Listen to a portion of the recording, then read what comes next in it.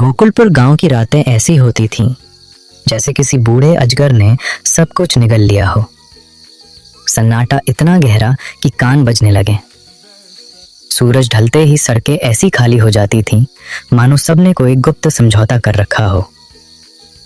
इसी सन्नाटे में गांव के बाहर मुख्य सड़क से हटकर एक मध्यम रोशनी हमेशा टिमटिमाती रहती थी। ये था बबलू का ढाबा।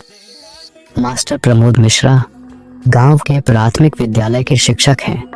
पिछले 6 महीने से इस गांव में रह रहे थे। 40 की उम्र और दुनियादारी से ज्यादा किताबों से लगाव रखने वाले। उनकी दुनिया सीधी सादी थी। सुबह स्कूल, दोपहर में बच्चों का शोर और शाम होते ही कमरे में किताबों के पन्ने पलटना। लेकिन गांव की इस भयानक खामोशी ने उन्हें बेचैन कर दिया था। उन्हें एक सहारा चाहिए था, एक जगह जहां बैठकर वह शहर की भागती दौड़ती जिंदगी के बारे में सोच सकें। और वह सहारा उन्हें मिला बबलू के ढाबे में। ढाबा छोटा था, टीन की छत और चारपाई बिछी हुई। बबलू खुद एक अजीब सा दुबला पतला आदमी था। वह कम बोलता था, लेकिन उसकी नजरें हर आने जाने वाले को ऐसे देखती थीं जैसे वह उनकी आत्मा के भीतर कुछ तलाश रहा हो। मास्टर जी ने पहली बार ढाबे पर कदम रखा। एक प्लेट दाल चावल और एक कप कड़क चाय देना बबलू। उस रात मास्टर जी को दाल चावल में एक अलग ही स्वाद लगा, कुछ ऐसा जिसने उनके दिमाग की नसों को ढीला कर दिया। उन्हें लगा कि यह गांव की शुद्धता का स्वाद है। अगले दिन और फिर रोज मास्टर जी स्कूल से लौटकर सीधे बबलू के ढाबे पर जाने लगे। यह अब एक आदत बन चुकी थी, एक ऐसी आदत जो उन्हें धीरे धीरे किसी जाल में फंसा रही थी। मास्टर जी को अब ढाबे पर गए बिना नींद नहीं आती थी। बबलू भी अब उनके लिए बिना कहे ही खाना लगाने लगा था। आज देर हो गई मास्टर जी। हाँ, एक जरूरी कागजात तैयार कर रहा था।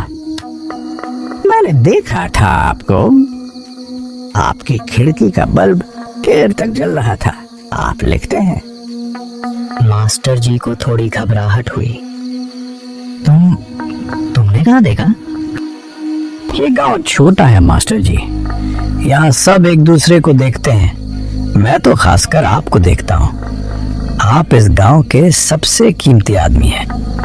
अगले कुछ दिनों में मास्टर जी को महसूस होने लगा कि उन पर कोई लगातार नजर रख रहा है। वो स्कूल जा रहे होते तो उन्हें लगता कि किसी पेड़ के पीछे कोई छाया हिल रही है। वो अपने कमरे में बैठे होते तो उन्हें लगता कि दरवाजे के छेद से कोई उन्हें घूर रहा है। एक शाम वो ढाबे पर बैठे थे। बबलू ने उन्हें चाय दी। मास्टर जी, आपकी नई किताब कैसी है? मास्टर जी का दिल तेजी से धड़क उठा। कौन सी किताब? वही जो आपने कल रात तकिए के नीचे रखी थी, नीले रंग की, जिसका पन्ना बीच से मुड़ा हुआ था। मास्टर जी के हाथ से चाय का कप छूट गया।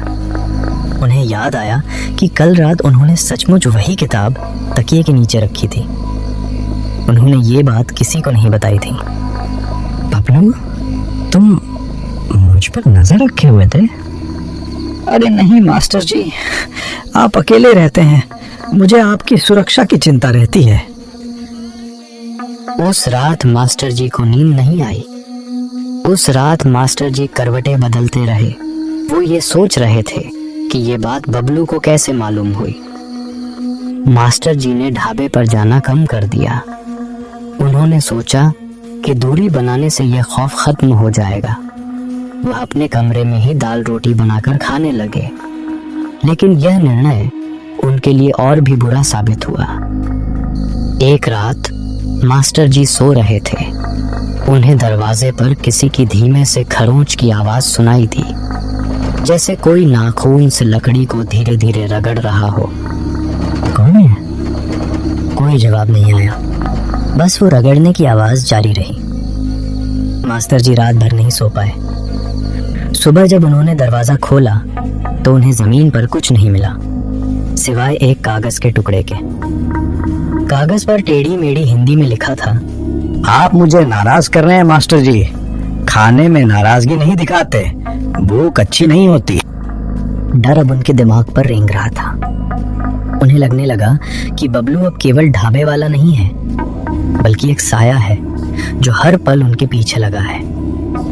अगले दिन स्कूल में एक छात्र ने मास्टर जी को एक टिफिन दिया। बबलू अंकल ने दिया है मास्टर जी, बोले आज आपका खाना मेरी तरफ से। टिफिन में गरम स्वादिष्ट दाल चावल था, वही नशीला स्वाद जो मास्टर जी को ढाबे पर मिलता था। मास्टर जी ने उसे खाने से मना कर दिया, लेकिन बच्चे के दबाव में उन्हें थोड़ा सा खाना पड़ा। उस दोपहर उन्हें अजीब सी सुस्ती महसूस हुई। उनकी आंखें बंद होने लगी। जब वह उठे तो कमरा अंधेरे में डूबा हुआ था। यह रात का समय था। वह स्कूल के कमरे में ही सो गए थे। उठकर उन्होंने देखा कि स्कूल के ब्लैक बोर्ड पर उनकी अनुपस्थिति में किसी ने कुछ लिखा था। मास्टर जी सो गए? अच्छा हुआ। आज रात चांद बहुत सुंदर है। आपके कमरे से सब कुछ दिखता है। उन्हें समझ आ गया था कि बबलू क्लासरूम में आया था। जब वह बेहोश थे तब बबलू ने दरवाजा खोला होगा, अंदर आया होगा, उन्हें देखा होगा।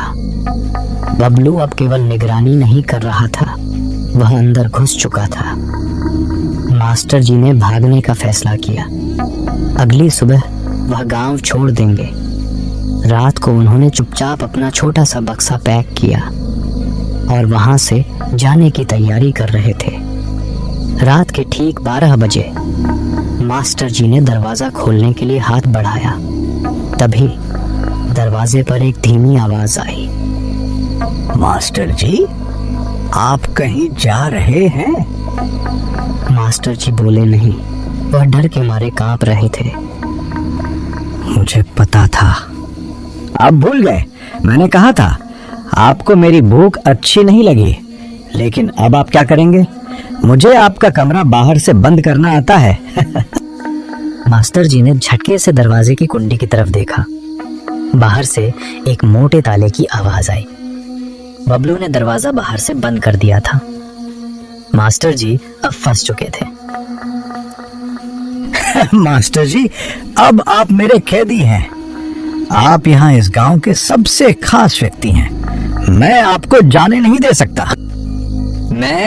मैं पुलिस को बुलाऊंगा। पुलिस? अरे मास्टर जी, पुलिस तो मुझसे ही पूछकर यहाँ आती है। मैं तो उनका ढाबे वाला हूँ। बाहर बबलू की आवाज अब और नजदीक आ चुकी थी, जैसे वो खिड़की के पास खड़ा हो। मास्टर जी, अब भागिए मत। मुझे शिकार का पीछा करना पसंद नहीं है। मुझे शांत शिकार पसंद है। पता है, मैंने आपकी खुशी के लिए आज एक खास खाना बनाया है। क्या क्या बनाया है? आपकी पसंदीदा दाल चावल मास्टर जी। वही जिसमें थोड़ा सा मेरा प्यार मिला हुआ है। मास्टर जी को अचानक वह नशीला स्वाद याद आया जो उन्हें ढाबे के हर खाने में मिलता था। उन्हें लगा कि वह स्वाद प्यार नहीं था, बल्कि धीरे धीरे दिया जाने वाला जहर था। एक ऐसा जहर जिसने उन्हें इतना कमजोर कर दिया था कि वह भाग भी नहीं पाए। बाहर बबलू ने एक धातु की छड़ी से दरवाजे पर धीरे धीरे ठोकना शुरू कर दिया। डरो मत मास्टर जी। मैं जानता हूँ आपको अंधेरे में डर लगता है। मैं बस आपके पास आ रहा हूँ।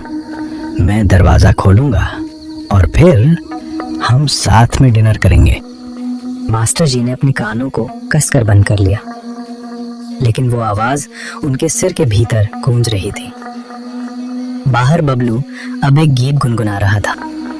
मास्टर जी, मेरे प्यारे मास्टर जी, आ गए हम, आ गए। अब न डरना, अब न छिपना। आ जाओ, आ जाओ।